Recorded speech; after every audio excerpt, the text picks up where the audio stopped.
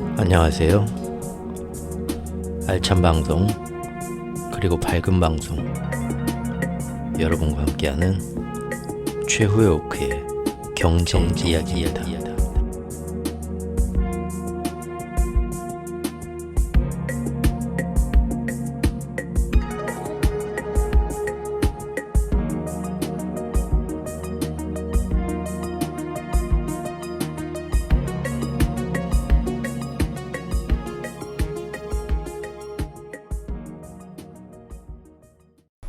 네, 최오크의 경제 이야기입니다. 바로 앞에 영상에서 이번 유럽 나토 회의의 결과를 보고 독일이 중국과 디커플링을 선언하면서 이제 유럽도 그동안의 어떤 갈등과 고민 속에서 조금 방황을 했었지만 확실하게 미국 편에 서서 자국이 어마어마한 손해를 감수하더라도 일본이 그랬던 것처럼 확실하게 중국과 손절치기로 선언한 모습, 그리고 우크라이나전에 대해서 이제 작년과는 완전히 판이 다른 한마음 한뜻으로 러시아 모스크바까지 언제든 건드릴 수 있을 정도로 판을 키우면서 아무런 이견 없이 미국 뜻대로 움직이게 만들었고, 그걸 통해서 이제는 전세계 서방연합은 미국과 유럽과 일본 삼축 체제로 한마음 한뜻으로 움직일 수 있는 팀원 결속을 6개월 동안 확실하게 다져놓은 모습을 봤고, 그것이 앞으로의 중국 경제와 세계 경제에 어떤 악영향을 끼치게 될지도 대충 예측을 해보았습니다. 두 번째로는 그러면 이렇게 궁지에 몰린 중국은 지금 어떤 살아나려는 시도를 해보고 있는가, 거기에 대해서 잠깐 짚어보겠습니다. 한 번 더 베팅해보는 중국. 중국은 지금 상반기 내내 그 어떤 노력에도 불구하고 유동성의 함정에 빠진 채, 유동성의 함정이란 건 뭐죠? 경제를 살리려고 아무리 돈을 풀고 재정 부양책을 내밀어도 그것이 오롯이 경제의 그 주체들한테 전달이 돼서 경제의 효과가, 활성화되는 효과가 나지를 못하고, 돈은 갖다 드럽다 푸는데 어디서 이 돈이 다 줄줄 새는지, 왜 거기까지 돈이 돌지를 않는지 모르겠지만 어디선가의 함정에 빠져가지고 유동성이 제대로 돌지 못한다는 뜻입니다. 중국의 유동성 함정은 뭐죠? 똑같죠. 우리나라랑 아무리 돈 풀고 대출 규제 완화해주고 해도 그 돈 가지고 그 풀린 돈, 그 대출한 돈 받아가지고 그걸로 새로운 사업을 일으키고 새로운 주택을 사고 팔고 경제활동을 하고 그런 게 아니고요. 전부 다 뭡니까? 이걸로 빚 갚아야지, 이걸로 이자 갚아야지, 이걸로 대출부터 갚아야지, 중도금부터 갚아야지, 아니면 여유가 있어도 일단 저축해놓고 앞으로 1년 2년 계속 어려워질 것 같으니까 최대한 아껴 써야지.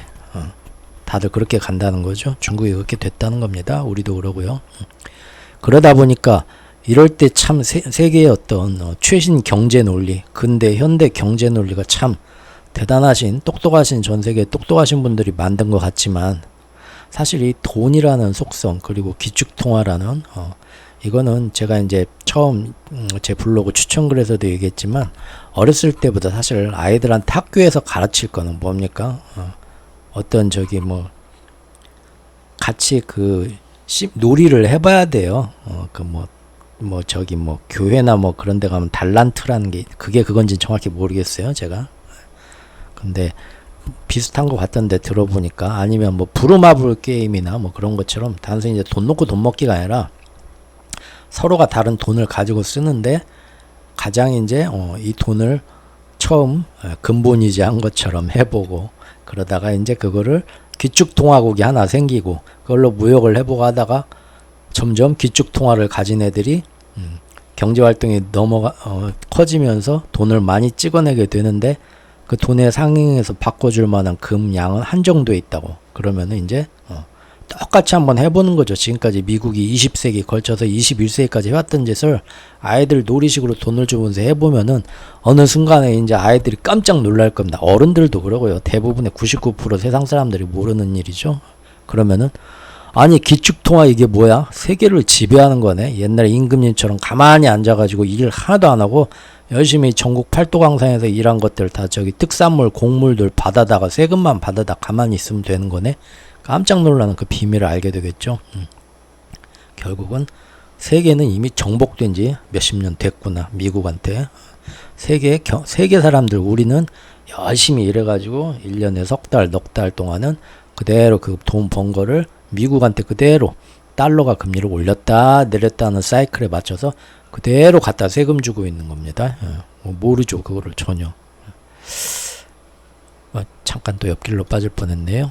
이러면 안 되지. 어쨌든 중국은 그런 유동성의 함정에 빠졌는데요. 이제 하반기에는 어쩔 수 없이 더욱더 돈을 풀면서 빠져나올 수 없는 늪으로 전진해야만 하는 선택의 기로에 서게 됐어요. 왜냐하면 이런 최신 경제이론, 현대 경제이론, 경제학자들 막 대단히 똑똑하고 막 엄청난 이론인 것 같지만 그냥 제 느낌인데, 제가 이제 살면서 이렇게 순전히 인문학적 호기심으로 경제에 대해 파고들다 보니까 너무 이 경제 이론들과 지금 나와 있는 현대 경제 이론은 너무 미완성이고 너무 미숙아예요. 아무런 경험도 없고. 그럴 수밖에 없는 게 아까 제가 그 부루마블이나 그런 아이들 게임으로 설명한 것 같은 지금 현재 그 불안화폐, 신용화폐, 달러, 정부의 신용, 미국 정부의 신용으로만 유통되는 이 기축통화 체제가 가만히 보니까 너무 말도 안 되는 체제이고, 그러다 보니까 앞으로 나올 그 불완전한 모습, 그리고 그에 대한 부작용이 어마어마하게 많은데 그것들을 매번 뒤에 가서 소 잃고 외양간 고치는 식으로 댐이 다 뚝이 무너졌는데 뒤늦게 보수공사하는 것처럼 그런 식으로 자꾸 경제 이론은 그 뒤에서 후행적으로 그 맞추면서 이렇게 변경되는 수준밖에 안 됩니다. 애초에 그 우리 예전에 인터스텔라라는 영화를 보면 어떤 행성간 지구인들을 탈출시키기 위한 행성간 어떤 그 우주 항해 거기에 대해서 그 과학자가 지구인들을 살리기 위해 열심히 막 그거를 개발하려고 노력을 하죠. 근데 나중에 알고 보니까 애초부터 그 이론은 틀린 이론이었어요. 과학자도 그걸 알고 있어요. 방법이 없어요. 그 잘못된 공식으로 맨날 계산을 해봤자 답이 나올 수가 없는 거죠. 근데도 세계 사람들한테 희망을 잃지 않게 하기 위해서 그럴 방법이 없는데도 마치 잘못된 공식과 이론으로 계속 뭔가를 있는 것처럼 속이면서 하는 것처럼 지금 경제 논리가 그러거든요.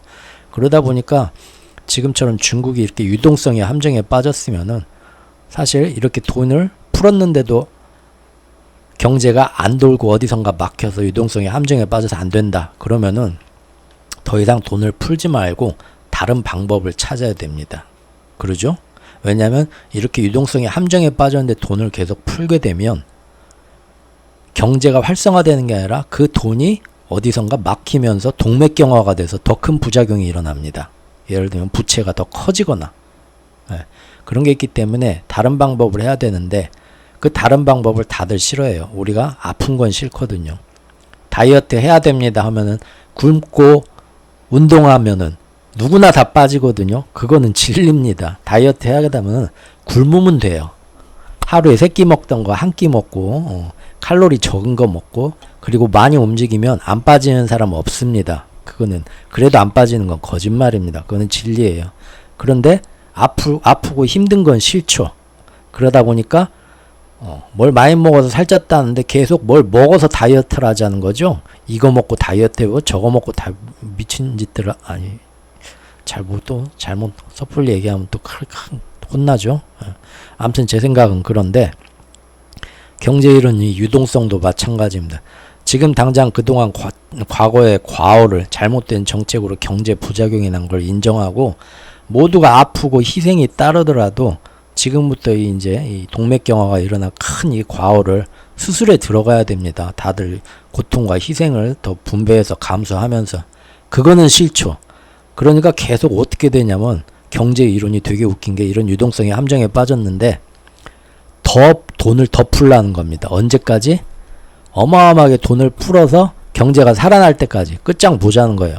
대표적인 게 일본 아베노믹스가 그랬잖아요. 경제가 안 살아나니까 돈을 어마어마하게 푸는 거예요. 10년, 20년 계속 푸는 거죠. 그래서 그동안 어떻게 됩니까? 부채는 어마어마하게 커지는 거죠. 마찬가지예요, 지금. 이런 경제 이론, 현대의 경제 논리가 뭔가 우리가 잘 모를 때 대단한 것 같지만 가만히 이제 자기 관심을 가지고 계속 파다 보면은 얼마나 이 처음부터 아까 인터스텔라 얘기한 것처럼 처음부터 말도 안 되는 공식인데 그 공식을 따라가면서 결과를 내려고 하니까 제대로 된 답이 못 나오고 맨날 후행적으로 사건 터지면 이게 아닌가봐 저게 아닌가봐 공식만 새로 썼다 지웠다 하는데 그 답은 사실 우리 모두가 알고 있거든요. 답은 모든 사람의 과오를 인정하고 희생과 고통을 다시 같이 분담하면서 요거를 처음부터 바로 잡는 겁니다. 기후재앙도 마찬가지죠. 당장 지금부터 탄소 줄이고 모두가 당장 사는 게 불편해지고 각 나라의 산업이 굉장히 10년 20년 뒤로 후퇴하고 우리가 사는 게 엄청 힘들어지고 불편해지고 참기 힘들어도요. 다 같이 살기 위해서 모든 사람이 지구를 이렇게 힘들게 만든 건 너의 이기심이고 나의 이기심이구나. 그래서 우리가 다 같이 요이 땡 하면 내일부터 다 같이 고통 분담하면서 하자 하면은 요거는 살릴 수 있습니다. 근데 과연 그렇게 될까요?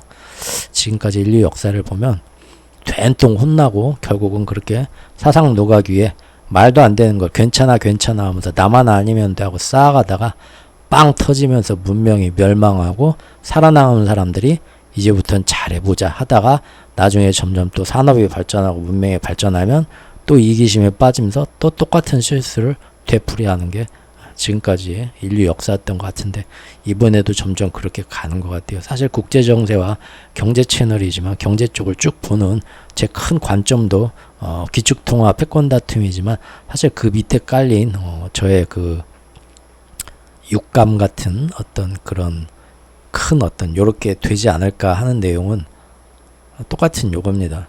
그동안 그렇게 말도 안 되는 서로 간의 그 이기심과 자기들이 세계에서 이만한 경제 지휘권을 놓지 않겠다고 싸우면서 어떻게 하면 얘네들 걸 쏙쏙 빼먹고 경제적으로 지배를 하고 내가 더 부자가 될까 하는 이기심에 이런 체제를 계속 유지하기 위해서 만들어 가면서 어마어마한 지금 불장난을 하면서 부채를 쌓아오는데 세상 일이 보면은 결국은 다 극에서 극으로 이쪽 끝까지 극단까지 갔다가 안 되면 다시 이쪽 극단으로 오는 리듬이거든요. 이 메트로놈이 딸깍딸깍 왔다 갔다 하듯이 모두가 그런 리듬이거든요. 지금 뭐 요즘 뭐 여자분들 막 저기 오히려 대한민국 남자분들이 더 희생하고 있다. 여자분들은 뭐 조금만 뭐 저기 남자한테 뭐 저 남자가 내 몸에 손댔어요. 뭐 한 것 같아요. 뭐 그 진술만 가지고 자칫하면은 뭐 남자들은 인생 망가지죠. 아니 뭐 심지어 이제 뭐 성소수자나 뭐 흑인이나 그런 사람들 PC 정치적 올바름에 그래서 뭐 디즈니 영화 점령하고 해도 막 요새 너무한 것 같고 여성 페미니스트들도 그런 것 같다고 느끼죠. 그런데 생각해보면 그 전에 얼마나 불과 100년 전에 여성과 그런 소수인종에 대해서 동물 취급도 안 하고 얼마나 학대를 했습니까? 사회적으로. 그러죠? 결국은 한쪽 극단까지 갔다가 그 반발로 인해서 이쪽 극단으로 오는 거예요. 그러면 이게 해도 이쪽이 너무하다 하면 다시 거기서 죽어서 다시 이쪽 방향으로 방향 전환을 하는 거고요. 항상 그런 메트로놈처럼 세상 일이 흘러가잖아요. 경제도 지금 보면 그런 식으로 이쪽 끝으로 극단까지 갔습니다. 근데 여기서 극단까지 더 간다? 새로운 세대가 열리면 새로운 내가 모르는 새로운 우주 시대가 열리면 전혀 경험해보면 그럴 수도 있겠죠. 근데 그럴 가능성은 너무 적기 때문에 결국은 이쪽으로 다시 돌아올 때가 된 걸로 보인다는 거죠. 죄송합니다. 또 겨우 옆길로 빠졌네요. 뭐 설명하려고 했냐면 중국이 지금 이렇게 유동성의 함정에 상반기 내내 돈을 풀어도 돈이 안 돌고 디플레이션에 빠지니까 결국 이 불완전한 경제 이론으로는 전 세계 사람들이 그리고 중국도 뭐 이제 와서 뭐 할 수 있는 게 없죠. 결국은 하반기에 안 돼? 될 때까지 돈을 더 풀어. 될 때까지 더 재정 부양책을 내밀어. 지금 그런 식으로 자꾸 사방 분석기관과 투자은행들이 바람을 넣고 있어요. 미국이 은근히 그 뒤에서 웃고 있겠죠. 빨리 돈 더 풀어. 그러면서 부채 더 키워. 하반기에 내가 이제 금리 인상, 전쟁, 기타 등등 여러 가지 이유로 빵 땡기면서 아주 그냥 중국 니네 안에서 돈을 쏙 빨아가 가지고 부채가 다 뻐덕뻐덕 마르다가 빵빵 터지게 만들어 줄 테니까 더 풀어. 얼른 더 키워.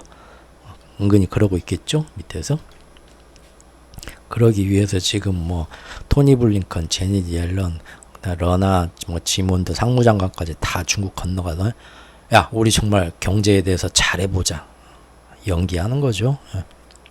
그런데 만에 하나 그럼에도 불구하고 이렇게 만약에 돈을 더 푸는데도 불구하고 중국이 하반기에도 만약에 실패하게 된다면 이러한 부채의 늪은 더욱더 큰 폭탄이 되어서 돌아올 거라는 것을 중국도 바보가 아니까 잘 알고 있습니다. 언론에서는 연일 중국 정부가 더욱더 많은 부양책을 하반기에 쏟아내야만 그래야만 경제를 살릴 수 있다고. 나 학교 다닐 때 나 경제학 박사인데 그렇게 배웠어. 전 세계가 그렇게 가르치니까요. 그렇게 펌프질을 하고 있지만 그건 아무도 책임지지 않는 펌프질이죠. 나중에 그러다 정말 부채가 더 크게 터지면 어떡할 거야? 아무도 책임 안 지죠. 누구 좋으라고 만약에 뭔 일 터지면 그는 미국이 제일 좋아할 일인데요. 그러니까 계속 중국 정부는 지금 갈등을 때리고 아무런 대책도 못 내놓고 지금 최근 한 달 사이에 뭘 어떻게 해야 할지 지들끼리 맨날 회의만 하고 있습니다. 지금 바로 얼마 전에 뉴스 여러분들 보고 충격받으셨죠? 7월 13일 언제 그 뉴스에서 보니까 중국의 6월 수출 결과가 나왔는데 어마어마하게 12.4%가 줄어들면서 이게 언제 이후로 지금 제일 안 좋은 거냐 보니까 2020년에 코로나가 빵 터져서 전 세계 중국에 수출하던 중국 물품 수출길이 다 막혔을 때 그때하고 똑같은 수준으로 줄어들었답니다. 지금 지금 중국 지금 난리 난 거죠, 한마디로. 왜 그런가 봤더니 세계 경제가 지금 인플레이션과 금리 상승을 겪는 사이에 다들 경기 침체가 오면서 사실 뭐 미국만 안 온다 잘 나간다 이러지 전 세계는 이미 경기 침체잖아요. 뭐 경제학자들이 침체다 아니다 뭐 0.1, 0.2% 가지고 지들이 선언하는 게 의미가 있습니까? 우리가 피부로 느끼는 경기를 보자고요. 자영업 하시는 분들, 장사하시는 분들, 대출 받아갖고 일하시는 분들 지금 여러분들 느끼는 물가 어떻습니까? 대부분의 사람들은 지금 경기 너무 힘들어요. 그러죠? 지금 경기가 좋습니까? 아니죠. 이미 스태그플레이션 된 지 오래됐어요. 우리는. 그러잖아요. 물가는 오른 상태에서 안 떨어지고 있는데 자꾸 뭡니까? 매출은 줄어들고 그게 스태그플레이션 아니에요? 그렇죠? 그래서 전 세계가 그런 상황이다 보니까 중국한테서 물건을 열심히 사가던 애들도 점점 줄어들고 그리고 무엇보다도 그렇게 못하도록 지금 미국이 사방에 손을 쓰고 있잖아요. 그러다 보니까 중국 수출은 결국 이렇게 됐다. 반토막 났다. 중국의 경제 모멘텀은 1분기에는 급격하게 회복했다가 지금 급격하게 둔화됐다. 굉장히 놀라운 일이지만 제가 몇 달 전부터 시리즈로 냈던 중국 시리즈를 꾸준히 보신 분들은 다 예상했던 일이죠. 결국은 글로벌 수요가 계속 약세를 보이면서 중국의 공장 생산이 둔화하면서 애널리스트들은 올해 남은 기간 중국의 경제 전망을 하향 조정하고 있다고 로이터는 전했다라는 뜻입니다. 그래서 중국은 다시 또 빚을 늘리는 돈을 풀기 전에 어떻게 해서든 계속 쓸데없이 돈만 풀면서 더 위험을 키우는 것보다는 억지로 정부에서 돈을 푸는 것보다는 어떻게 가게와 기업들이 한번 잘 해봐라. 뭐가 문제냐? 왜 이렇게 못하냐? 니네 좀 잘 좀 해봐 하고 자국 내 기업 활동을 촉진시키고 또 다시 한번 해외 수출길과 왜 수출을 왜 못하고 있는데 우리가 뭐 도와줄 게 뭐야? 아니면은 외국인 투자가 잘한데 외국인 투자길을 다시 한번 우리 중국에 제발 투자 좀 해주세요 하고 마지막 자기들이 돈 푸는 거 결정하기 전에 이게 사실은 최선의 길이니까요. 그거를 다시 한번 또 한번 마지막 노력을 쏟아부으려고 하는 것 같습니다. 지금 보면 경기가 둔화되니까 그동안 그렇게 압박하던 빅테크에 뭐가 문제냐 우리가 니네 기업 활동하고 수출 활동하는데 도움되게 뭐 우리가 바꿔달라는 건 바꿔주겠다 하면서 다시 한번 빅테크에 손을 내밀었다. 그런 기사입니다. 그런데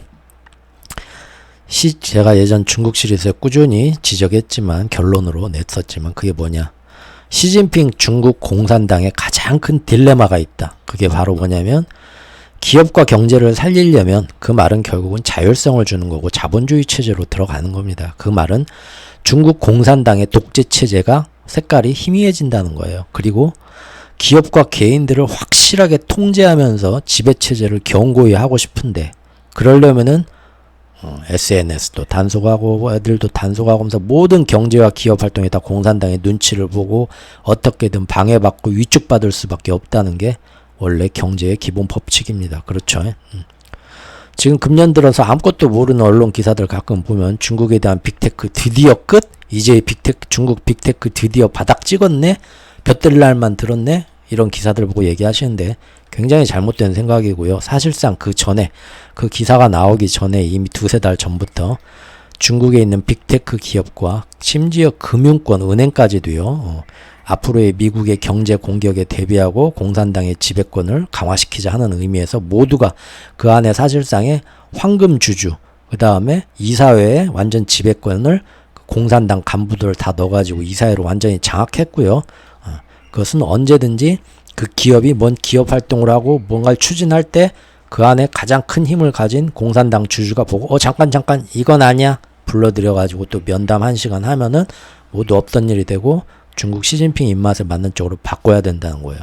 그것은 지금 무엇보다도 창의적이고 자유로워야 할 4차 산업 기업 활동에는 말도 안 되는 걸림돌이죠. 사실 여기에 대해서 제가 몇 달 전에 길게 써놓은 영상으로 만들려고 했던 자료가 있는데요.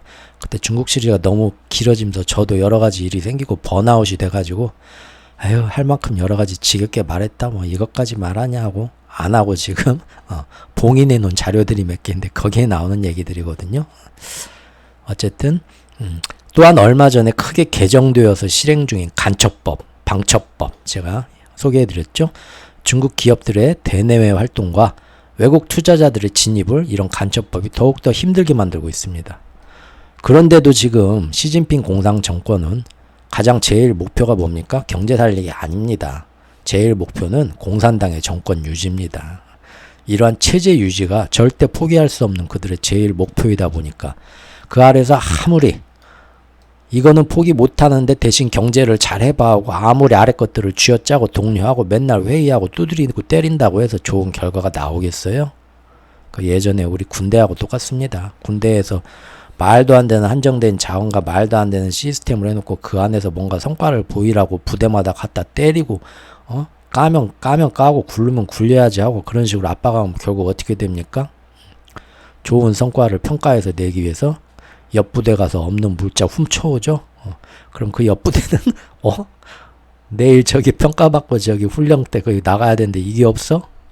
저기 난리 나죠. 간부들, 부사관들. 그 밑에 이제 애들 사병들 시켜갖고 밤에 옆부대 가서 또 창고에서 훔쳐오죠. 서로 돌려막기 하는 그런 식으로 가는 겁니다. 결국 독재 정권의 하수인들이 아무리 여기저기 뛰어다니면서 닥달을 해도요. 윗대가리들이 싹 바뀌지 않으면 밑에서는 임시방편으로 성과를 보여주기 위해서 까라면 까야죠. 그러니까 잘못된 노력들을 하게 되고 그것이 바로 부정부패 비리가 생기는 거고 기업의 효율성을 엄청 망치는 거고 결국은 경제의 기초 체력을 더욱 망치게만 되는데 위에서 정치하는 이 독재하는 놈들이 그걸 알겠어요? 절대 그걸 포기 못하죠. 결국은 하도 답답하니까 시진핑이 또 한 번 직접 나섰습니다. 회의를 해가지고 여러 가지 좋은 말 했는데 결국 뭔 얘기냐? 이번 시 주석의 발언은 중국의 경제성장 둔화 등으로 우려되는 외국인 자본 이탈 가능성을 염두에 둔 것이다. 외국 자본 이탈이 너무 심하다. 너 잘해보라고 정말 내가 잘해보자고 해가지고 내 반대 정파애들 싹 물갈이하고 사방 부처에서 내 신복으로 한 모든 사방 부처에 싹 심어가지고 금년 3월 말에 어마어마하게 국제 잔치도 3중으로 열면서 투자하십시오 하고 다들 모여 애플부터 삼성부터 CEO 다 초대하고 하면서 외국 투자해라 했는데 오히려 지금 몇 달 지나 보니까 역대로 외국 자본이 다 빠져나가면서 이러다가 중국 망하게 생겼죠. 부채 터지면서. 그러니까 너무 답답해서 야 왜 내 사람으로 다 안 쳤는데 왜 안 돼? 너는 평생 가도 모를 거다 왜 안 되는지. 그래서 외국인 자본 너무 많이 빠져나가잖아. 다시 좀 어떻게 모아봐. 답답해서 나왔다는 거죠. 그런데도 외국 기관들의 평가는 최근에 스파이 방지 캠페인의 일환으로 외국 투자자에 대한 단속을 강화하면 아까 말한 간첩법 얘기하는 거죠. 이런 해외 기업의 대중국 투자 의혹을 자꾸 가로막는 정책을 지들이 하면서 무슨 군대에서 아랫부대 닥달하듯이 이런 식으로 다그친다고 되겠냐? 벌써부터 비관적으로 보고 있다는 거죠. 말 꺼내자마자.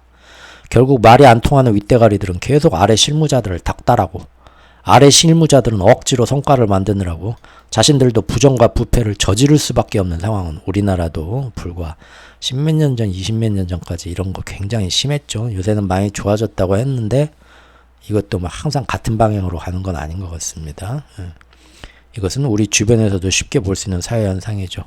어쨌든 중국은 당장 돈을 더 풀면서 확신도 없는데 부채만 더 크게 키워가지고 자칫하면 일본처럼 돈만 엄청나게 푸는데, 일본은 그렇게 돈을 엄청나게 풀면서 십몇 년, 20년 동안 정부 부채가 쌓였어도 왜 버팁니까? 중국하고 다르게 준기축통화이고요. 안전자산이고요. 미국이 무제한 달러 통화 스와프를 매줘서 언제든 뒤에서 받쳐주는 나라입니까? 그게 가능한 겁니다. 중국은 그렇게 미국이 해주나요? 틈만 나면 밟으려고 하는데 어디 미국, 일본 흉내내면서 앞으로 돈을 더 풀겠다고요? 엄청 망설여지죠. 자칫하면 하반기에 스스로 미국과 서방연합의 좋은 먹잇감이 되기를 선택하기 전에 최대한 다른 방법들이나 활로가 있을지 지금 다시 한 번 더 확인해 보려고 발을 동동 구르고 있는 겁니다. 지금 어떻게 할 줄을 모르고 있는 거예요. 이게 언제적 기사냐면 7월 12일 기사인데요. 중국이 결국 부동산 부채가 이번에 터질까봐 어떻게 하냐. 이번에 돌아오는 대출 만기를 아무 조건 없이 1년 또 전부 다 연장해 주기로 했습니다. 그리고 특히 문제가 되는 건설사나 이런 데 대해서 특별 또 1년 만기 연장해 줄 뿐만 아니라 특별 대출 프로그램도 같이 시행해 주고요. 근데 그렇게 특별 대출 프로그램으로 안 망하게 약간 막아줘도 그런다고 해서 거기에 대해서 이제 은행들이 니네 이제 신용등급도 강등시켜야지, 그런 거 없이 이번 특별 지원을 받는 애들은 절대 뭐 신용등급 강등하거나 이걸로 평가에 넣지 마라, 그것까지 다 해줬다고 합니다. 하지만 결국 이건 뭡니까? 직접 돈을 푸는 유동성 지원책은 아니에요. 그냥 1년 동안 대출 만기 연장해 준다는 거지. 그러죠? 굉장히 제한적인 지원책이죠. 왜 돈을 못 풀죠? 지금 위에서 쭉 설명한 것처럼 돈 풀었다가 오히려 폭탄만 더 키울까봐 섣불리 이러지도 못하고 저러지도 못하고 종로로 갈까 영등포로 갈까 하는 거죠. 부동산 부채 폭탄이 터지지 않기 위해서는 돈을 더 발라서 기름칠을 해야겠지만 경제 이론에 따르면, 그러나 앞으로 중국에 대한 미국 연합의 대내외적 압박 수위가 점점 더 심해지는 게 지금 뻔히 보이는데 여기서 부채 폭탄을 더 키울 수도 없는 난감한 노릇이라는 겁니다. 이게 사실 우리나라에서도 우리나라 하는 이창용 총재님의 마음입니다. 지금 정부 정책, 정부는 이제 대출 규제 더 완화해주고 돈을 더 풀어라. 그래가지고 부채 폭탄이 터지는 걸 막아라 하는데 이창용 총재는 계속 이러지도 못하고 저러지도 못하고 돈을 더 풀지도 못하고 돈을 더 땡기지도 못하고 금리를 동결만 하고 있죠. 머리만 한 움큼씩 빠지겠죠. 이 시리즈의 맨 마지막에서 오랜만에 우리 한국 상황을 한번 볼 겁니다. 그때 이창용 총재님 마음도 한번 같이 엿봅시다.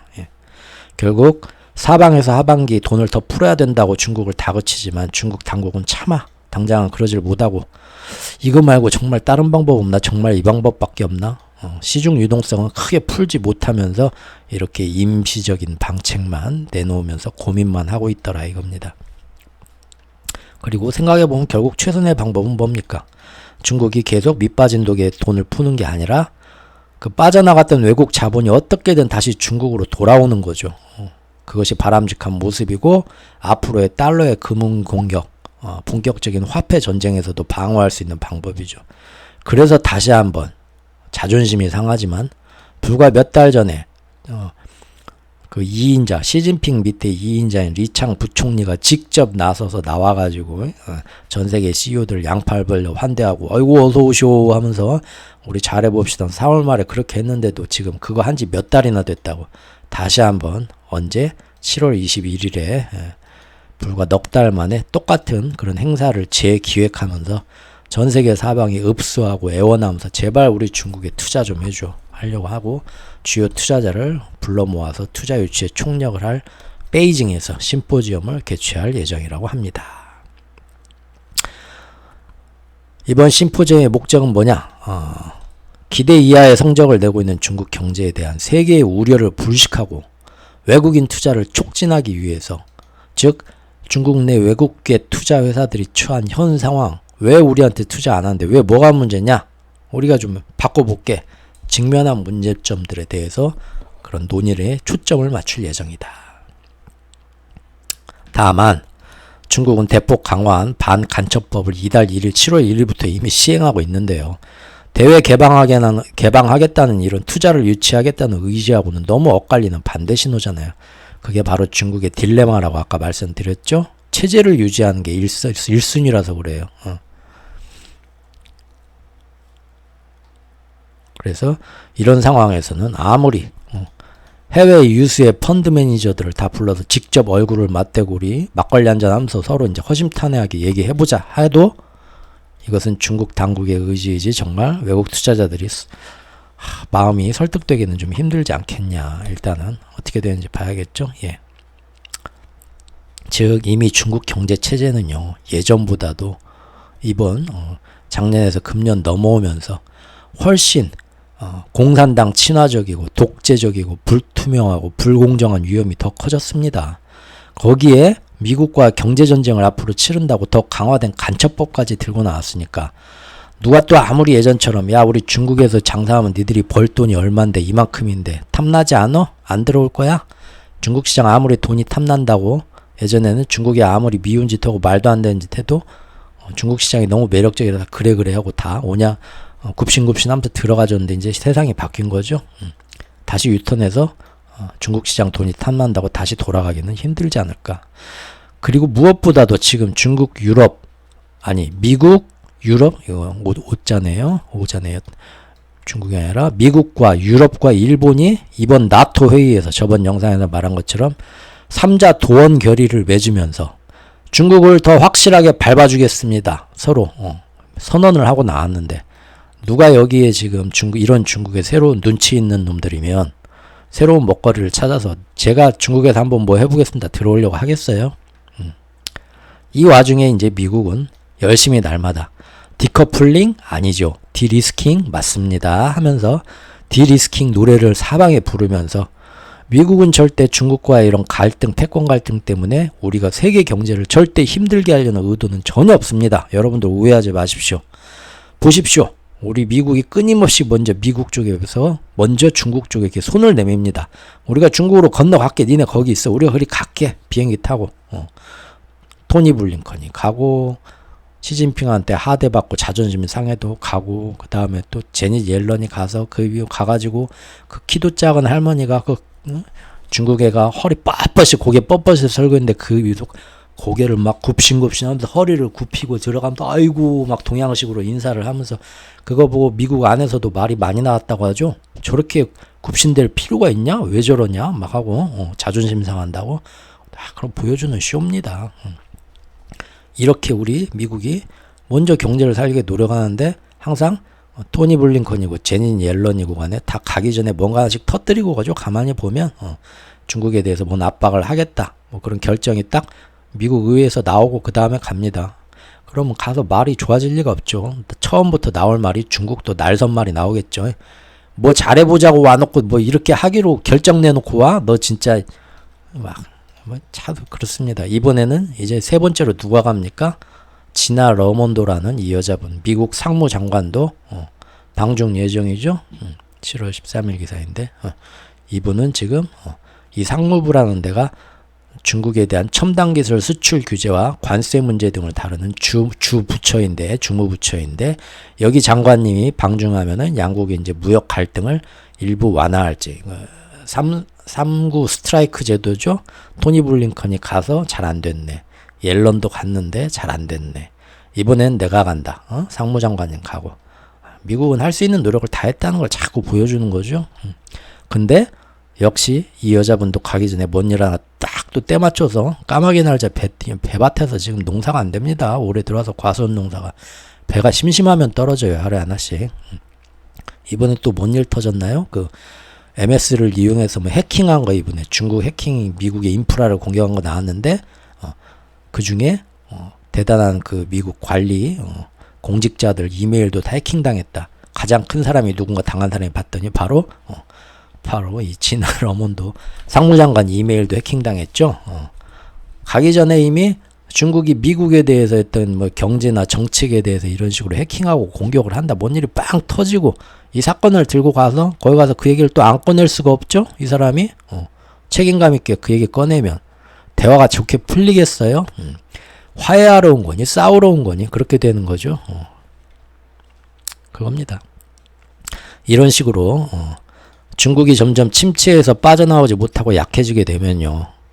미국은 이러한 경제 디커플링과 중국 압박 그리고 전쟁 갈등 양상을 아이고 결국은 중국 저놈들 뭐 속된 말로 쪽도 못 피고 그냥 여기서 저렇게 힘없이 쓰러지네. 아이고 저런 놈이 뭐 작년까지 우리 미국한테 덤비겠다고 참 아이고 불쌍한 자식 하고 마지막 펀치를 날리지 않고 그냥 뺨만 몇 대 톡톡 때리고 앞으로는 까불지 마라 하고 다시 얌전히 돌아갈까요? 미국이?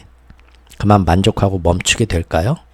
글쎄요. 어떻게 될지는 알 수 없습니다. 왜냐하면 매번 보면은 지금까지 보면 매번 국제적으로 새로운 요소가 첨가되고 그에 맞춰서 전술은 수정되었고요. 어차피 그리고 기축통화 한 나라를 아주 뭐 핵무기로 때려 부시는 게 아니면 그 나라가 다시는 이 나라에 개기지 못할 정도로 경제나 이런 시스템을 망가뜨려 놓겠다 하면 정말 뭐 핵무기 들고 싸우는 전쟁이 아니면 지금까지 보면 그는 보통 10년 이상 걸리는 긴 장기전이기 때문입니다. 그렇기 때문에 이 싸움은 어차피 아주 긴 장기전이니까 어떻게 될지는 몰라요. 경착륙이 오면 1년 안에 오는 거고 연착륙이 오면 10년 동안 장기 침체로 가는 겁니다. 사실은 이 전쟁은 어떤 양상으로 가냐가 문제죠.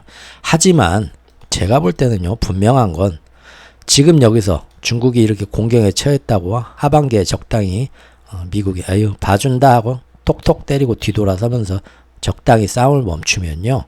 큰 실수입니다. 즉 얼마 안 지나서 몇 년 안 지나서 미국은 완전히 중국한테 넘어갈 수밖에 없는 지금 그 정도로 중국이 미국 턱 밑까지 쫓아왔어요. 얼마 전부터. 중국은요 이미 미국과의 시스템 그 다음에 뭐 중산층 경제 뭐 이런 것들은 많이 차이가 나지만 중국의 첨단 기술을 미국의 첨단 기술을 그대로 복사하고 카피해서 거기에서 청출어람이라고 더 나은 기술을 내는 거는 이미 하고 있습니다.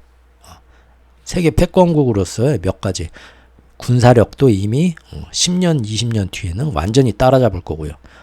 심지어 일부 분야에서는 이미 미국을 앞지르고 중국이 세계 최고인 게 몇 개 여러 개 꽤 많습니다. 대표적인 게 전기차죠. 아무리 지금 미국하고 서방연합이 중국을 지금 찍어 누르고 중국 산업이 무너져도요. 중국 전기차는 앞으로 전 세계를 테슬라보다 더 많이 지배할 확률이 가장 높습니다. 그만큼 중국의 기술력이 뛰어나요. 중국이 싸게 팔겠다 하면 엄청 허접하게 해가지고 허접하게 만들어서 문제가 되지 거기에 그래도 정말 좋은 재료를 넣어가지고 정말 비싸게 고급스럽게 잘 만들겠다 하면은요 기술력은 이미 특정 몇 개 분야 뭐 배터리도 그러고요 아시잖아요. 여러 가지 분야에서 항공 우주나 그 다음에 뭐 몇 개 분야에서는요 이미 저기 미국을 뛰어넘은 게 많습니다. 이러한 기술력은 이제 아무리 중국이 약해져도요 여기서 그냥 아유 불쌍하니까 봐준다고 적당히 이제 싸우다가 끝내면요 다시 몇 년이 지나면서 중국 경제가 회복기에 들어가게 되면 그랬죠? 러시아도 뭐 예전에 모라토리움 끝장났다 다 해체되고 소련 해체되고 했지만 그 이후에 몇 년 동안 꾸준히 이제 열심히 새마을 운동하면서 지들이 먹고 살게 되면서 다시 이렇게 커버렸잖아요. 근데 중국은 첨단 기술력까지 있다는 거예요. 금방 살아나가지고 죽은 듯 엎드려가지고 그 옛날에 그 쓸개즙을 먹으면서 복수의 칼날을 가는 그 고사성어처럼 금방 이대로 여기서 확실하게 밟아주지 않으면 즉 중국에 대한 물샐 틈 없는 견제가 아유 이제 좀 불쌍하니까 봐주자 이제 어쩔 수가 없겠구만 하고 약해지면 틈만 보여도 사실 미국이 지금까지 은근히 그랬어요. 중국을 얕잡아보고 그러다가 지금 이렇게 된통 당하는 겁니다. 그래서 지금 이렇게 심각한 지구 반 쪼개기로 가는 거고요. 즉 언제든지 중국은 장마가 끝난 뒤에 부쩍 자라나는 잡초처럼 미국을 꼼짝 못하게 만들 정도로 조금만 방심하면 앞으로 은근히 중국이 원하는 것도 이걸 겁니다. 완전히 공산당 체제 하에서 시진핑 독재 체제 하에서 지금은 미국을 이길 수 없으니까 최대한 허리띠 졸라매고 체제만 완전하게 통제하면서 배고파도 참고 버티면서 몇 년 뒤에 두고 보자. 그렇게 길게 가는 거를 은근히 중국은 원할 겁니다. 근데 미국도 제가 볼 때는 바보들만 있는 게 아니고 이 뒤에 있는 경제 배후 세력인 그런 걸 다 예상을 하기 때문에 어떻게든 1차적으로 지금 이번 기회에 끝장을 보려고 세팅을 해놓는 것 같습니다. 그게 지금 지난번 나토 회의에서도 돌아가는 꼴을 보니까 그렇게 되는 것 같고요. 그래서 미국은 어떻게 해서든 끝장을 볼 때까지는 이 싸움의 고삐를 웬만해서는 늦추지는 않을 것 같다고 저는 보는 거죠. 그래서 지금 항상 저는 조심하고 있는 거고요. 요 기사 재밌는 기사가 하나 나왔는데요. 바로 언제적 기사냐? 7월 15일 기사, 어제 기사네요. 예. 따끈따끈하죠? 머스크가 뻘쭘해졌다. 왜? 중국의 민간 기업, 지금 머스크의 스페이스X가 뭐 지금 그거에 아마존의 오리진도 그러고 지금 웬만한 그 서방의 그 같은 경쟁하겠다고 나온 기업들 지금 다 거의 물리치고 독점 체제죠. 스페이스X가 지금 상장이 언제 되냐, 지금 다들 막 기대하고 있죠. 그런데 중국의 로켓 민간 기업이요, 일론 머스크의 스페이스X보다도 더 기술력이 지금 좋은 게 이번에 나왔습니다. 메탄 로켓 발사에 성공한 거예요. 엔진을 메탄 로켓을 쓰는 건데 메탄 엔진을, 이것이 지금 모든 로켓 산업에서 앞으로 했으면 하는 기술이라고 합니다. 궁금하신 분이 기사 한번 보시고요. 그런데 그렇게 열심히 노력해도 서방 기업에서 특히 일론 머스크의 스페이스X에서도 지금까지 성공하지 못한 거예요. 그래서 다음번에 이거를 이 엔진을 얹고 시험 비행을 할 건데 지금 성공 확률을 지금까지 실패했지만 앞으로는 이제 60% 정도로 보고 있는데요. 중국의 2015년도에 설립된 중국의 국영기업도 아니고요. 스페이스X처럼 민간 로켓 기업인데요. 거기서 확실하게 이번에 메탄 로켓 발사 성공했습니다. 미국에서 위성으로 다 추적하고 그게 제대로 궤도에 올라간 거 미국에서 확인했어요. 그러니까 이거 거짓 발표도 아니에요. 즉 이미 몇 개 분야에서는요, 기술력이 미국을 뛰어넘어요. 물론 이제 다음 차세대의 기축통합 패권을 유지하고 세계의 황제로서 계속해서 최고의 제국으로서 지위를 유지해가냐 마냐 하는 거대한 마스터 플랜이 이 아래에 있긴 하지만 대부분의 기업들은 그런 것까지 생각 안 하죠. 못하죠. 그 위에서 각자의 경제 논리만 바라보고 있죠. 때문에 지금 이제 제가 말씀드리고 싶은 건 이거죠. 미국은 어떻게든 중국을 여기서 잠깐 멈추면은, 틈만 나주면 언제든 장마 뒤에 잡초처럼 다시 크게 자라날 수 있는 굉장히 위협적인 존재란 걸 알기 때문에 기회를, 지금 다시 없을 기회를 아주 공들여 세팅하고 이 기회를 최대한 이용해서 최대한 필살기를 한 번은 먹여놓을 거다. 다시는 깝치지 못하게 라고 생각을 하는데, 이게 바로 거대한 마스터 플랜인데 이런 것까지는 생각 못하고 대부분의 기업들은 전부 뭐라고 생각합니까? 투자자들은 적당히 어느 정도 미중 패권이 갈리면은 더 이상 미국도 자기들 손해나는 짓까지는 안 하겠지 라고 기대들을 하는 거죠. 그렇기 때문에 이번에도 이미 중국이 이렇게 디플레 초기가 나오면서 약해져 가고 있는 모습이 완연한 가운데 바로 다음 주 내일부터네요. 다음 주에 미국의 반도체 관련 기업들이 전부 워싱턴으로 몰려가기로 되어 있습니다. 그거 뭐겠습니까? 가서 그만 중국하고 반도체 디커플링 한다고 하면서 우리도 지금 중국 시장에서 뭐 20% 30% 거기다가 지금 매출이 나오고 있는데 이제 좀 적당히 합시다. 우리 좀 먹고 살게 해주세요. 여기 민주주의 국가잖아요. 가서 이제 청원하려고 다 모인 거죠. 더 이상 중국 시장을 압박하지 말아달라고 청원할 것으로 예상되고 있는데, 이게 언제적 기사냐면요, 7월 15일, 이것도 역시 어제 기사입니다. 여기 보면 미국의 인텔, 퀄컴, 반도체 기업 CEO들이 엔비디아도 간다고 합니다. 다음 주 워싱턴에서 회동한다.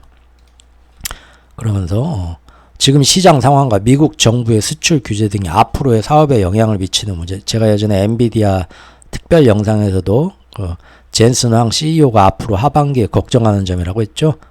자기들끼리 맨날 이제 단톡방에서 얘기했겠죠. 야, 이러다 보면은 지금 우리가 예상한 그 하반기 매출 어마어마하게 지금 미국이 또 중국이 압박하면서 그동안 엄청나게 저 중국에서 그 좋은 매출이 나오고 있었는데 이거 다 지금 우리도 영향받을 것 같아. 이러기 전에 우리끼리 한번 모여갖고 가가지고 말이야 우리가 정치인들 한번 압박해야 되지 않겠습니까? 언제 한번 모입시다. 얘기들 했겠죠? 다음 주에 지금 몰려간다는 거예요. 근데 이제 상당히 예민한 문제니까요. 반도체 기업들도 언론에 정확히 이제 누굴 만나는지 정보를 안 풀고 백악관도 논평 요청에 답하지 않고 서로 비밀리에 만나서 이제 할 말 못할 말 다 하면서 뭐가 문제인가 얘기를 해보겠다 이거죠. 앞으로 정부가 미국 정부가 고성능 컴퓨팅용 반도체 수출 규정과 화웨이로의 출하 관련 규정을 강화한다고 또 새로운 뭔가를 내놓는다고 하니까 이미 7월 8월에 여기에 지금 인텔, 퀄컴 그리고 또 AI 반도체 수출하고 있는 엔비디아 이런 데가 큰 타격이 오지 않을까 하반기에 겁이 나서 지금 엔비디아는 총 기업 매출의 5분의 1을 지금 중국에서 얻고 있습니다. 가서 지금 하소연하러 간다는 거죠. 그래서 이제 바로 다음 주에 며칠 뒤에 한 일주일 지나면 뚜껑 열면 나오겠죠. 여기서 백악관이 과연 이런 기업인들이 정말 이러지 마십시오 하고 가가지고 단체 행동을 하는데 여기서 어떤 반응을 보이냐 백악관이 어떤 액션을 보이냐에 따라서 앞으로의 상황을 가늠해보는 이것도 굉장히 중요한 정보가 될 거라고 봅니다. 저는 그래서 지금 한번 눈여겨봐야겠다 하고 있는데 왜냐하면 만약 미국이 여기서 앞으로의 뭐 내년 대선이나 그런 선거를 대비해서 정말 기업들의 눈치를 보고 중국에 대해서는 뭐 금년에는 이만하면 될 것 같다라고 생각한다면 그래 뭐 좀 우리도 니들 눈치 보고 여론 눈치 봐서 그에 맞춘 이제 대중 강경책이 아니라 유화책이 좀 내놓을 수도 있는 거고요. 오히려 아니 그렇게 나올 줄 알았더니 반대로 관련 CEO들을 다 몰아놓고 애국가 4절까지 다 부르게 하고 나는 나라에 어쩌고 하면서 너희들이 인마 지금 사적인 이익을 챙길 때냐? 아메리카가 미국이 지금 중국한테 지금 쓰러지려고 하는데 하면서 이런 설득하면서 오히려 기강 잡기에 나선다면 그러면은 그 얘기는 결국 뭡니까? 미국은 어떤 난관이 닥치더라도 기업인들이 아무리 아우성 치고 난리 난다. 너 다음에 너 정치 자금도 안 주고 너 찍어주지도 않을 거야 해도 그 뒤에 있는 금융 배후 세력들은 그런 거 신경 안 쓰죠. 자기들 꼭두각시도 안 치면 되니까. 그래서 미국의 매서운 중국 채찍질은 정말로 이제 아직 시작도 안 했구나. 그런 의미일지 봐야겠습니다. 물론 대충 불만만 싹 잠재우고 뭔가 해줄 것 같이 말하고 질질 끄면서 나중에 가서는 역시 야 우리는 하려고 했는데 중국이 또 뭐 이번에는 풍선이 아니라 뭐 비닐봉지를 띄우네 하면서 또 뭐 거기에 맞춰서 또 뒤집을 수도 있는 거고요. 좀 지능적으로 어쨌든 한번 지켜봐야겠습니다. 미국이 계속해서 중국을 압박하는 거는 저번 영상에 나토에서 독일이 이제 다시 마음을 돌려서 전향해서 중국 디커플링 한 것 외에도 지금 계속해서 8월, 9월 하반기에 이런 식으로 반도체 분야나 첨단 산업 이제 클라우딩하고 AI 쪽으로 넘어가고 있죠. 이런 거에 대해서 얼마나 지금 중국을 압박할 거냐 이미 다 지금 정책적으로 예고가 돼 있죠. 이거 외에도 드디어 뭡니까? 제가 항상 그동안 중국 시리즈에서 얘기했던 거 대외적으로 IMF가 세계은행이 충실한 미국의 행동대장으로서 1대1로 사업에 중국이 사방에 빌려준 그 빚을 뭐냐? 탕감해줘라 전 세계 사람들한테. 이거 보죠. 신흥국들 숨이 개발도상국 숨이 꼴딱꼴딱 넘어가는데 이 잔인한 놈들이 중국 놈들이 빚을 탕감을 안 해서 온 세계인 불쌍한 사람들이 굶어 죽고 있어요. 이거 세상 사람들 이것 봐요 하고 자꾸 여론몰이 하고 있죠. 거기에 대한 기사인데요. 최근 기사인데요. 7월 10일 기사입니다. 여기 보면 드디어 이제 여기에 대해서도 언론들이 이는 적어도 부분적으로 중국 국내에서 지방정부, 대체로 장부에 기록되지 않은 중국 지방정부의 금융계열사, 부동산 개발업체가 이미 우리가 아는 것보다 훨씬 더 많은 수조 달러에 달하는 부채 폭탄이 있기 때문에 그렇기 때문에 외국 개발도상국의 부채 탕감을 꺼리고 있다라는 관측이 나왔다. 참 언론 느리죠 여러분. 제가 특파원 할까요? 이거 몇 달 전부터 제가 얘기했던 거잖아요. 그렇죠? 외국에서 부채를 탕감하라고 그렇게 얘기하는 이유는 자국 내에 수출 기업들이 제대로 일을 못하고 내수가 제대로 못 들어와서 지방정부 부채 같은 게 터지려고 하면 결국은 중국의 중앙정부가 뒤에서 그거를 뒷감당을 해주고 있죠. 근데 지금 외국에 1대1로 빌려준 부채를 탕감하게 되면 중국 중앙정부의 대차대조표에 손실이 크게 마이너스 찍히면서 이제 중앙정부가 지방정부 채권 감당 못 해주면 중국은 터지는 겁니다. 그러라고 계속 밖에서 무슨 세계 인륜에 호소를 하면서 신흥국들 부채를 지금 까줍시다. 중국 정말 인간적으로 우리 이렇게 합시다. 막 착한 척 하면서 선동하고 있지만 그건 뭡니까? 그 부채를 탕감해주는 순간 가만히 보니까 중국 안에 이런 그림자 금융, 숨어있는 부채 금융하고 연결돼서 이게 터질까봐 지금 아무래도 중국이 그래가지고 아무래도 부채 탕감을 굉장히 꺼리는 것 같아 라는 기사가 이제 나왔다는 거예요. 야, 뉴욕타임즈 내가 좀 영어로 이메일 입사 지원서를 한번 내야겠어요. 내가 탐사보도 써줄 테니까 나를 좀 쓰라고. 농담입니다. 얘네들도 다 알고 있는 거죠. 다 알고 있는데 이제 이번에 한 번 더 기사를 낸 거죠. 자, 괜히 재미로 하는 얘기니까 너무 막 그렇게 듣지 마시고 어우 최고 다 아는 거 남들 다 아는 거 그냥 제가 한 번 더 얘기한 거고요. 자, 여기 보면 공식적으로 중국 국내 부채가 얼마인지는 정확하게 알기 어렵지만 대단할 것 같다. 몇 배에 달할 것 같다. 알려진 것보다. 부채 문제는 중국 은행이 저소득 국가의 대출로 인한 손실을 감당하기 힘든 상황인데 현재 중국이 대출을 제공한 나라를 보니까 스리랑카, 파키스탄, 수리남 등의 많은 저소득 국가 상당한 경제적 어려움에 부닥쳐 있다. 근데 가만히 보면 중국은행은 서방 금리하고 연동되는 변동금리로 달러를 그 나라들에 빌려주는 경향이 있는데 이미 미국 페드가 작년 3월부터 금리를 가파르게 인상을 했기 때문에 사실은 개발도상국들이 중국에 상환해야 되는 이자가 어마어마하게 부채가 급증했다. 결국 뭔 말입니까?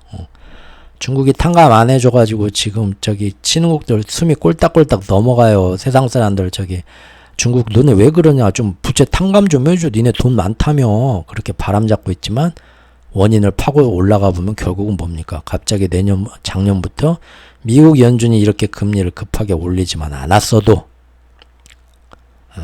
지금 부채 신흥국들이 이렇게 이자도 못 갚아서 깔딱깔딱 터지기 직전으로는 안 갔을 거다.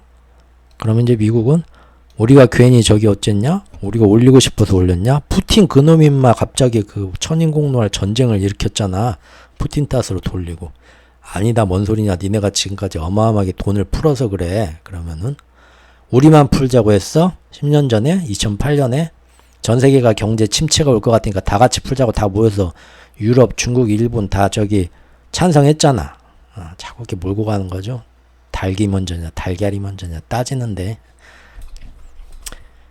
계획은 치밀하고 아주 길고 치밀한 계획으로 가면 그 계획에 말려들면 답이 없습니다. 사생 사람들 보면 결국은 지금 이렇게 전 세계 경제는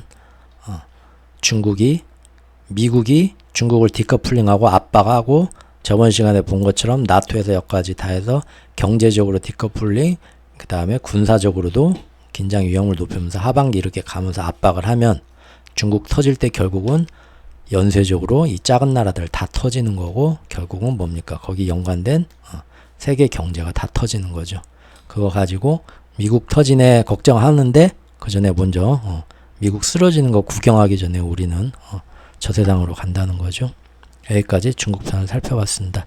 다음 영상에서는 저번 주까지 갑작스럽게 미국 시장에서 다시 살아난 골디락스의 기대 정말로 미국 경제는 연착륙을 하면서 침체 없이 좋아지는가 주식시장이 빵 떴는데 거기에 대해서 그리고 달러화의 변동이 어떻게 왔는가 그런 것들 전체적인 어떤 시장 지표의 차트도 같이 보면 한번 잠깐 살펴볼 수 있도록 하겠습니다. 또 여기까지 들어주셔서 감사합니다.